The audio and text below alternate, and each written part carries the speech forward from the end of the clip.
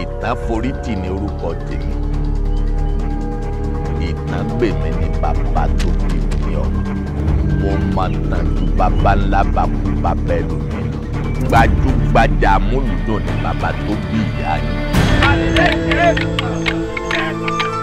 Ní ọjọ́ kan.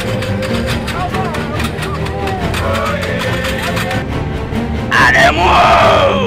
Wọ́n ti fi Àrẹ̀mú jẹ ìlérí ọba tí ó ṣeré ní ọdún Òṣùpá tí ń bọ̀.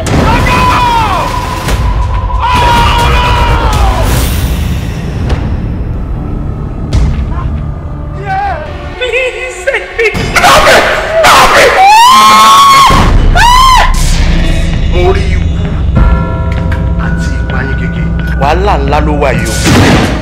All these ones are killing, they are innocent. They don't even know about what you're talking about. Kò sí ọ̀nà ìbáyọ̀ rí.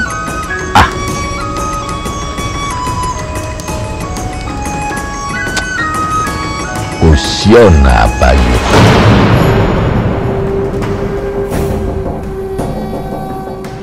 Hello, I'm Alfred Houston.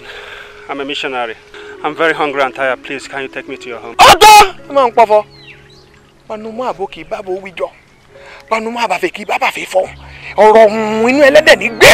They're fufu. Ìṣó ń lẹ́dẹ̀ mi.